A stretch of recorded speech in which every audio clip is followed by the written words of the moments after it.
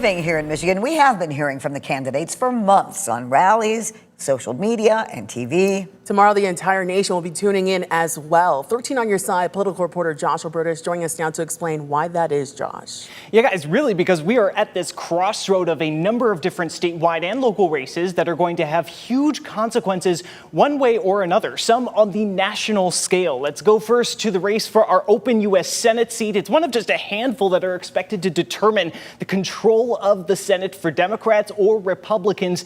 That in and of itself is a huge draw for local and national eyes, but the primaries just add to that interest. You take a look, Congressman Mike Rogers will be the only name in the Republican primary, but for the Democrats, the fight between Congresswoman Haley Stevens, often viewed as a more moderate persona, and former Wayne County Health official Dr. Abdul El Sayed, often seen as the more progressive candidate. It's seen as, this embodiment of the larger national fight over the direction and identity of the Democratic Party, as we've seen sort of a wave of anti-establishment sentiment wash over places like New York and Colorado. We'll have to see how we fit into that. Then you turn into another big statewide race for the governor's seat. Democratic Governor Gretchen Whitmer cannot run again under term limits. So for Democrats, polls have shown Secretary of State Jocelyn Benson with double-digit leads over Genesee County Sheriff Chris Swanson.